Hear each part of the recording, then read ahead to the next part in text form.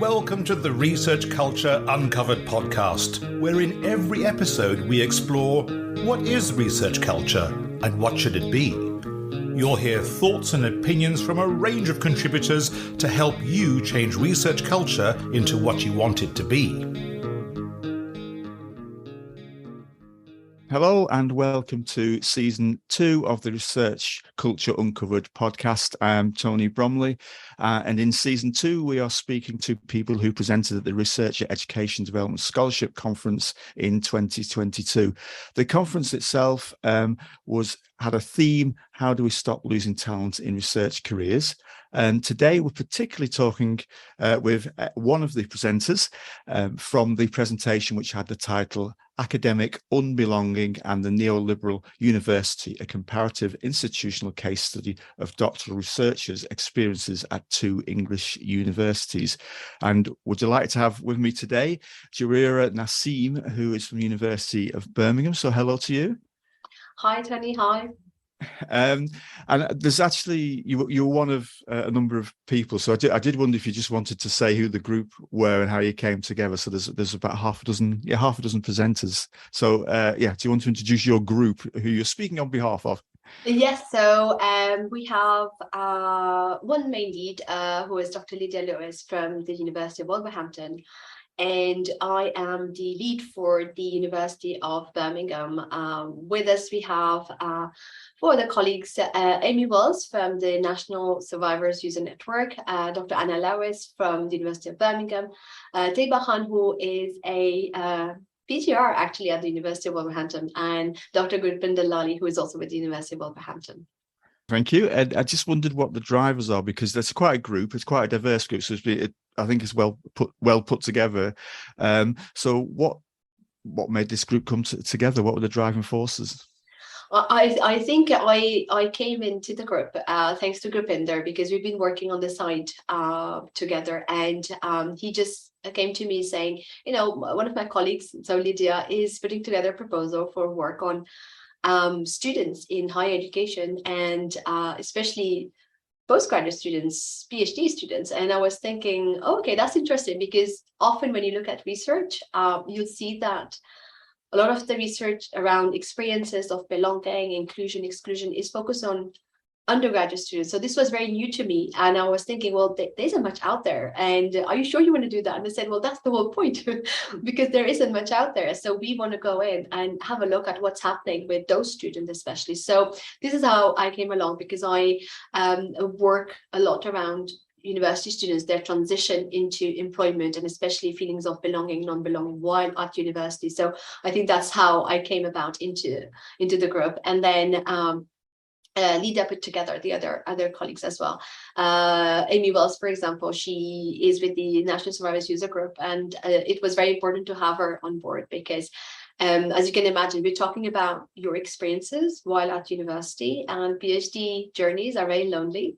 Mm-hmm. So having somebody like Amy on board was very important to provide the support when and where needed when engaging with those students. So definitely, I think that the team balanced out really well in terms of having representation from both universities, external to the university, and also in terms of what we bring to the table in terms of. You had a postgraduate researcher as well as part of the group. So Teba Khan is our postgraduate researcher, and she is at the University of Wolverhampton. I guess everyone on the team actually was a postgraduate researcher at some point in time. So I think we bring our own experiences to the table as well. But yeah, so Teba is actually currently doing her PhD with, and Lydia is her primary supervisor. Yeah. Excellent.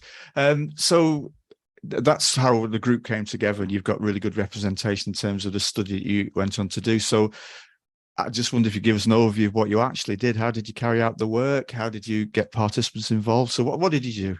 So I think the first part was the longest and most difficult part, because that was the time where we came together. We didn't know what was happening with the proposal, but we started to work on it a little bit. And then when we knew that we had the funding, we had a big gap between when the funding kicked in and when we actually started working. So it was a case of coming together, doing a lot of research work in terms of reading the literature, making sure we are aware of the current issues around students' experiences in higher education, and especially looking at those intersectional experiences. So we talk about university students, but we have international students, we have minority ethnic students, we have white students, international students who are also qualified as minority ethnic students, we have female students, male students. So all of that, it was important for us to get our head around what we know to date and then move it from there. And this is where literature searches was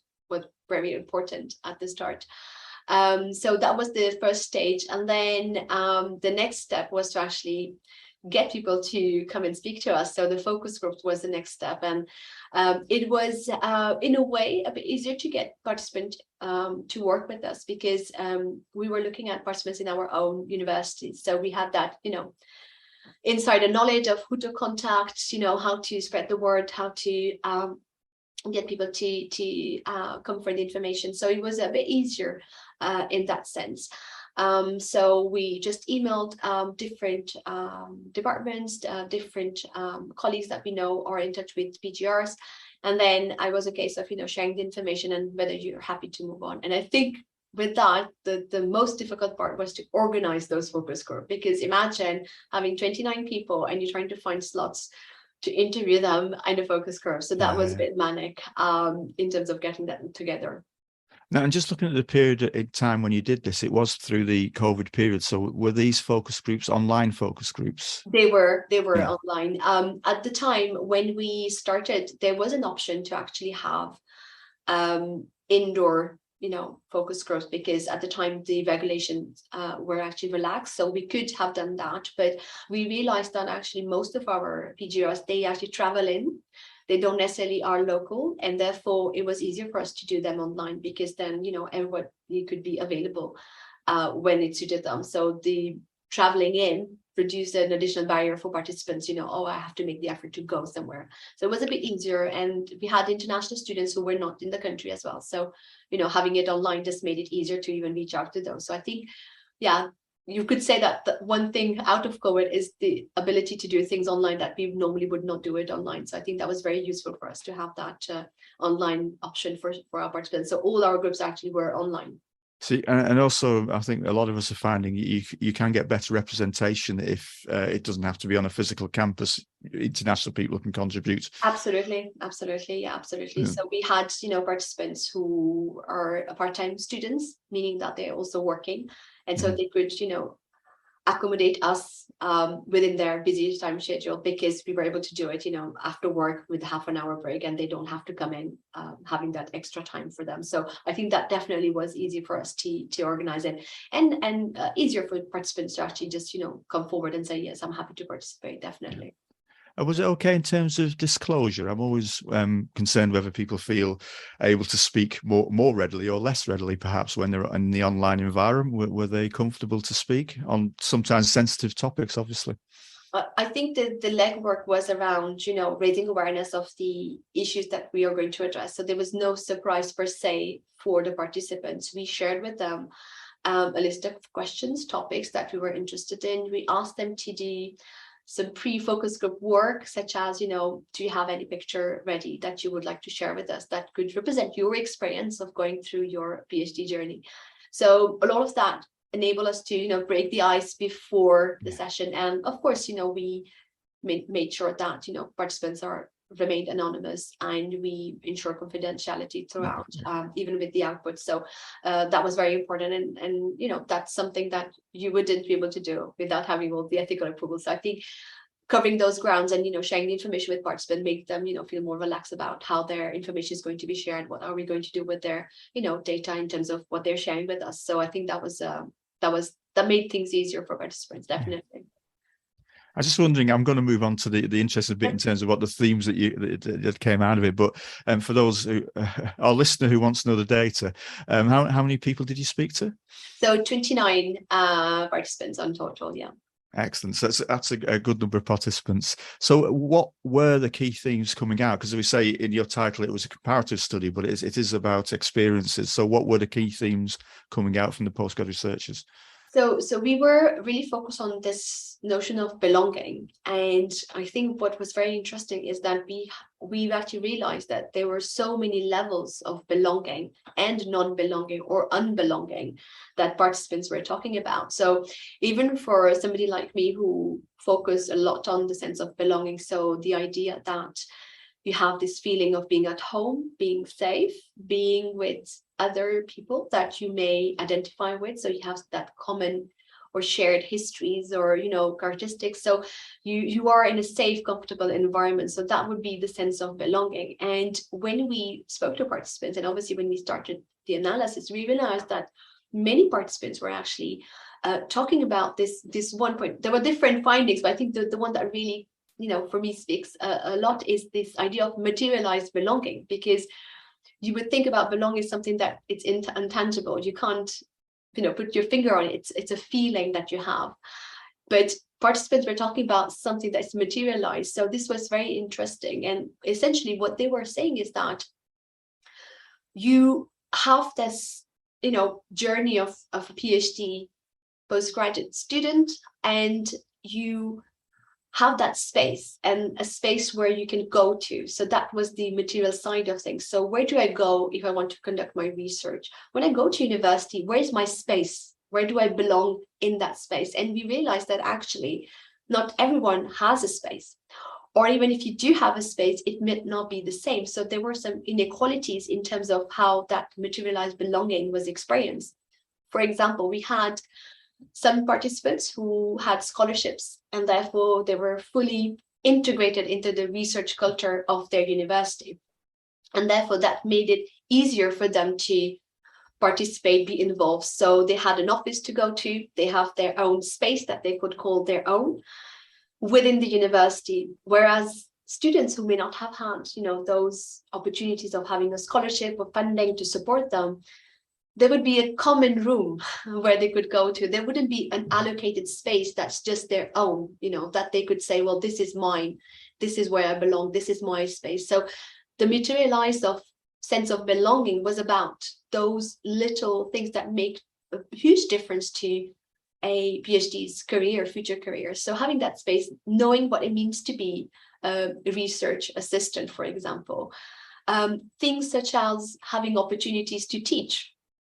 That made a huge difference, because again, you become part of a culture. It's not just because we often say postgraduate students, but they're not really students, are they? Because they are researchers and they're not yet there on the other side. So where do they belong, even in terms of? It's a Venn diagram somewhere in there, isn't there? There we go. Yeah. So it's like really in the middle somewhere. It's a gray area. And so those little things made the difference for these students. So having an opportunity, for example, to teach, they start to belong to that academic culture. So you are now a tutor. You're engaging with students. You're sharing, for example, your research through lectures or seminars. So even those opportunities were important to some participants. And on the other side of the spectrum, so those who actually picked up on the fact that, they do not have those opportunities, so they do not belong to the university because they don't have that material side of things.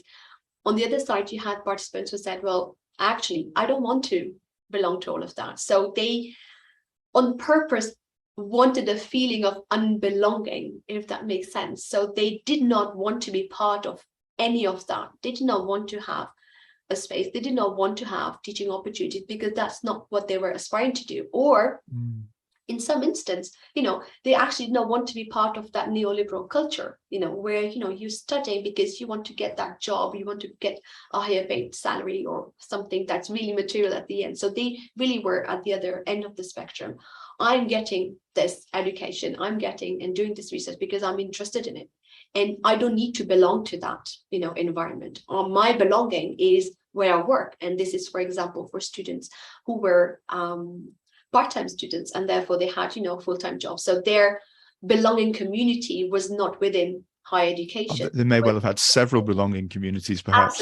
Absolutely. And so this was very interesting to see how the participants, really broke down the different sides of belonging. So, macro level, micro level, and, the higher level. So all of that helped us see that actually, when we think about belonging, there are so many elements to that. And that's not just, a feeling of being part of something intangible. It's something more than that, actually. Well, I was just wondering, again, coming back to your title, where you say it was comparative between two universities. So what, how did the two universities compare? Were there things that definitely one university was doing better and the other one could improve on, or vice versa? Or actually did the two universities not really come out? It didn't really matter. What was the comparison between the two universities? I think because we have a very diverse cohort of students, it actually really pulled out the differences and similarities. For example, there were a lot more minority ethnic students in the post-92 university than the pre-92 university. So that made a huge difference in terms of how students felt being part of that environment. And this is not just for postgraduate students, there's something known for even undergraduate students, where they tend to be, they want to go to less white universities, more diverse universities. And the experience of belonging was more positive in that post-92 university, because students really felt that they actually are really recognized as individuals contributing to the research culture, contributing to the academic environment of their institutions, compared to students who felt that, you almost here, you give your money, and then, you just go out and finish your job by yourself. Yeah. And unfortunately, that's something that we need to be mindful of, because, do you rely on the reputation of your institution to, just provide the minimal service or, the minimal quality provision? And even though that's not the intent of the university, if it has been felt by the student, it means that something has gone wrong somewhere. Yeah. So I think that go on. No, I was just going to say, I was just thinking we have international listeners, so I just want to quickly say what a post-92 and a pre-92 was, because that's, yes, sure. It's a UK. I mean, do you want to explain it? It's a UK thing, no, isn't it? So the post-92 universities are those universities who had a polytechnic status, and after 1992, after legislation was passed, they were formally known as universities. So it increased drastically the number of universities that we had in the UK. And those pre-92 universities are actually universities that have always been universities.